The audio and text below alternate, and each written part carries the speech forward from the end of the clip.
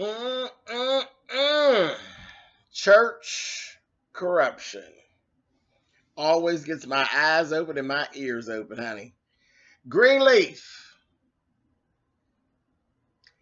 Let's get into it. I knew I was going to like this here shit here. And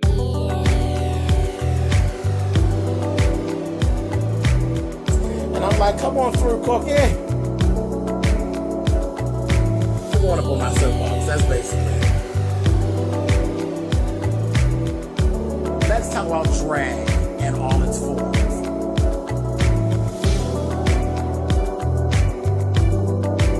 What, Cookie?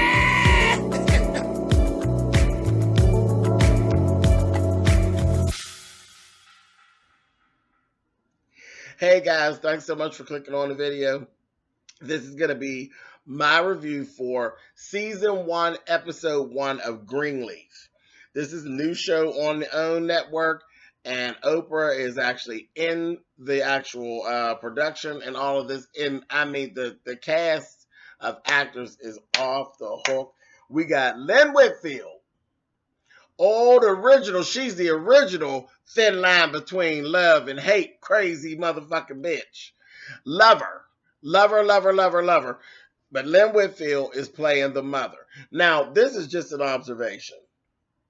I'm going to say that Lynn Whitfield is actually the one with the money. I believe the Greenleaf money belongs to Lynn Whitfield. But y'all just hold on to that, because there's a 3-part series premiere.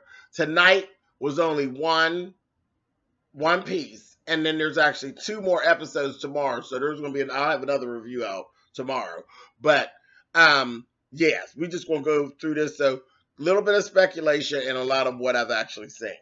So I'm just going to run through the characters pretty much. With this, I'm just going to run through the characters and what I've seen so far, and we'll get real deep with the next review. But just keep on paying attention. Okay, so Greenleaf, that's the last name of these people. And this basically is going after the mega church, is what I got out of it. It's like saying the mega church and all the bullshit that goes along with a family that actually has a mega church. Okay? So, and their family is, trust me when I tell you, it is messy. So, okay, we got Lynn Whitfield, which is the mother, and then her husband. Her husband is the preacher that's in charge of, he's the main preacher at the Greenleaf Church. There's Cece. Cece doesn't live in that town. Cece is actually coming in town. We see her as we open up. She's on her way in town. There's a sister who has committed suicide. Suicide in church. Issue 1. So there's a sister who, I think her name was Lauren, who had committed suicide. And Cece has a daughter. Beautiful. Cece and her daughter both. They're really pretty. And there's a whole lot with that too, because we got all these brown-skinned folk. And Cece high yellow with this long straight hair that ain't weave. And so's her daughter. And she's like the black sheep of the family. Because there's another sister, that's the younger sister, brown-skinned pretty girl. Different texture hair and all of that. Now, maybe I'm just the one picking up on it, but I don't believe so. So we got her. Then we got Lamar Rucker playing the brother. I believe his name was Matt. Fine. Well, Lamar, he's from Pittsburgh. He's fine, child. But he's again, brown skin brother, and all of this. And he preaches as well. And he has this wife who is a mess.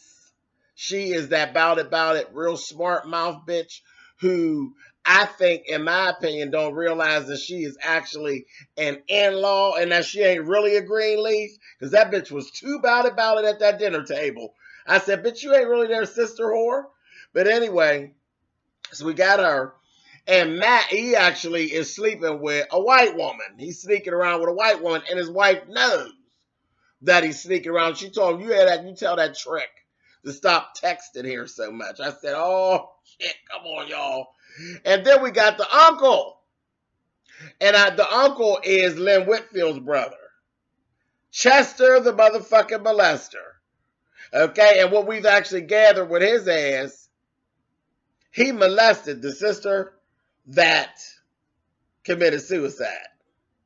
She had a lot of different issues. I believe she had some drug issues and stuff like that. Because there were some issues with her, and I think a lot of it stemmed back to her being molested by that uncle. And I'm thinking that Cece been molested by that uncle too, but I don't know. They didn't really say. But we know he's Chester the molester. We also know that he actually has some other issues because he's been molesting other people around the neighborhood. There was some situation with a 15-year-old girl that he done been touching up, and that wasn't the first time that came up.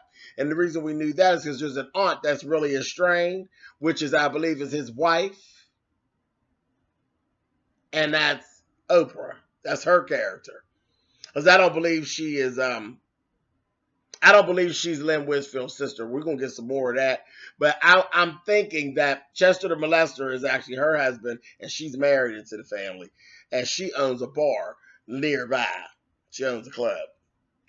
Because Cece actually went to see her. Cece has a relationship with Oprah's character. And Lynn Whitfield and Oprah's character, they are like oil and water. So, I got to get that together to figure out if they two are really sisters or how that actually works. But the way it was sounding like Chester the molester is her husband. It may just be. We'll figure that out. I have that all figured out by the time I see y'all again. Okay, so that's basically all that it was. They just kind of dropped who these characters were in the first episode. I also noticed that at that funeral, they didn't make any mention of suicide because, suicide is so-called a sin. So I said, oh, yeah, we're going to play this church game real good. And this little show is going to bring up a lot of different conversations because I've actually sat through that myself. I see, gay is such a sin, and suicide is another real big one with the black church.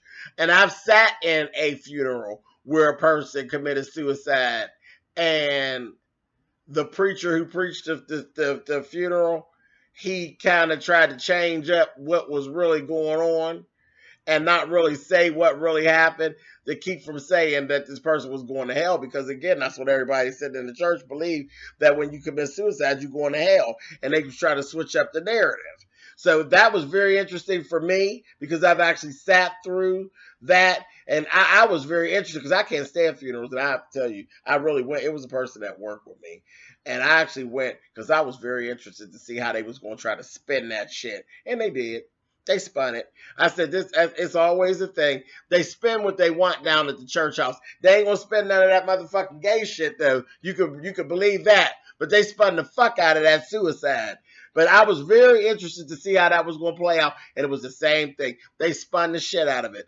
Then they actually were hinting at the table how the father who's running the church, he was saying how he didn't, like, I don't know the members, child. There's over 4,000 members. Over 2,000 of them, I don't know their names and don't even know their faces. I said, oh, child, y'all are coming directly for the mega church, honey. And given how it's a business. Child, I am so here for this shit. This is going to be a mess. But anyway, so while they were at the table, you could see the dysfunction in the family. The younger sister is completely, well, everybody. I think all the brother's not jealous of Cece. The brother's wife is, though. Cece was a pastor. She was that shining glory pastor that was supposed to come on in. She was going to usher in and be the next Greenleaf that was this fierce old pastor and keep the legacy going. But for whatever reason, she is seeing the corruption in the church, and now she is more spiritual than Christian. And she kind of spoke about that a little bit. And the brother's wife was the one that wanted to like get at it. You know what I mean? And they were like, look, we're not having this. We then buried the sister. We just not trying to do all that. She said, well, I got questions. And Lynn Whitfield, her little nasty ass, she don't like her daughter Cece either. And she was like, yeah, open it up because I got questions too. Do you even believe in God? They were really on her real bad at this dinner. It was a mess.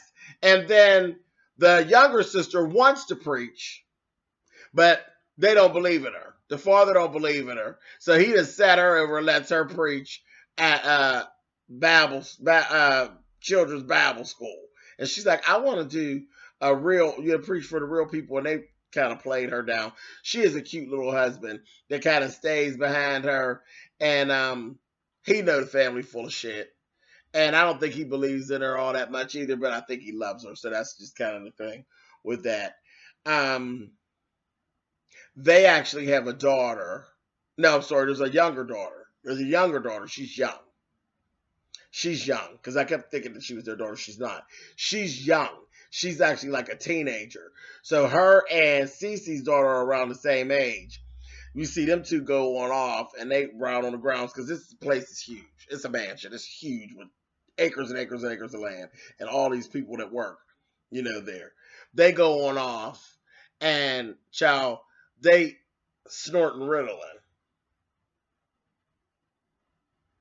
So the youngest Greenleaf girl, she's introducing her, which is her niece, to snorting Ritalin and telling her about all the ways of, they hit it right off because they hadn't met. Cece been gone for years. And that was the other thing. When Cece came, there's a guy who works the grounds. I think he's part of security. Real cute guy. But you could tell him and Cece done had a past because her daughter picked right up on it and was like, so why didn't things work out? And she's like, was it that obvious? Yeah. And he got a woman, and the woman was out there on the grounds, and she was feeling some kind of way when Cece came back in town too, baby. And they've been keeping it, to the good book. And I thought this was so funny. They was keeping it to the good book, and she was saying, I'm gonna stay here with you tonight. And he was like, you gonna stay? And she's like, yeah, I'm gonna stay. He's like, well, you don't do that usually. We've been waiting. She's like, we still gonna wait, but I'm gonna stay with you tonight. She like, because that bitch is not gonna slide in here and get my dick. It's not gonna happen. So they showed this scene with them, and I laughed. I said, look at people with their convenient bullshit. So they're abstaining from sex. But she's like, but we got options, this, that, and the other. If she didn't pull a Becky with the long hair, honey, and just as nice, day up there laying up in the bed, honey, abstaining from sex, and then she go down there and blurp his bird, honey, I said, well, I don't know who told you that ain't sex, baby. I don't know where do people get that ain't sex. You might as well go on and fuck. Seriously. Because trust me, if you bending down your morals so to the point where I'm not going to have sex till I get married, but I'm going to suck all the dicks I want. Honey, stop playing. Stop playing. What make you think that hole on the bottom is more sacred than that one you got in your face? I don't know where they get that shit from, but in my eyes, a bitch that's sucking a dick, you had sex, boo. You might as well go on and fuck. Fuck out of here. Anyway, but I thought that was hilarious too. Oh, I'm going to have a good time with this one. I'm going to have a good time with this shit here. Trust me. I enjoyed myself so much with this shit. I was laying off the end of the bed. I said, Oprah, girl, you better, Miss Oprah, you better quack. It was a mess. Anyway, but they at that table, you see the dynamic. They basically clowning the younger sister for saying she wanted to do the sermon. Cece's trying to stick up for her. She literally snaps out on Cece 2 times. I don't need you to help me. I don't need you to come to my rescue. Fucking dysfunctional bullshit. They end up everybody got mad, honey. Everybody ended up getting mad and leaving the table. Cece was the last one sitting at the table. And she looking at them all like dysfunctional motherfuckers. And that's what Cece was saying. And this is my plight. I have this with my family. I ain't been to church. I don't go to church on a regular. I don't need to go into the church to talk to God. I don't have to do that. And they're giving, yeah, you really do. But no, you don't, because God is everywhere. Church is a building, and I will stand on that. It's a building. It's a building. They burn them and everything else. Okay? Yes, you respect the church and all of that, but people have literally set fire to churches and they burn. God didn't stop it from burning because it's just that it is a building. God is everywhere. You can talk to God in the tub, on the toilet, in the gas station, at the car wash. God is everywhere that you are. And if you have a relationship with him, as soon as you start talking, he hears you. Don't matter where you at. So, yeah, I'm going to have a good time with this one. But anyway, so that's basically it. I don't think I left out too much. But, yeah, Greenleaf. This is going to be something else. Definitely, there's going to be more, because it was kind of a little confusing. You know, some of the stuff, there was so much stuff thrown at you at one time. So, just bear with me. There's 2 more episodes coming on tomorrow night. I'm going to go ahead. I'm going to get them. And I promise you, when I come back here, we'll have everything straight and see exactly where we're going. Because it was a lot. But there's 2 hours worth of it that's coming up. And I'll see y'all with another review tomorrow. And we'll get to episode 2 and 3. And then by then, I'm sure we'll actually have a complete locked vision of exactly where we're going. Okay, so thank you guys for watching, and I'll see y'all soon. All right, bye.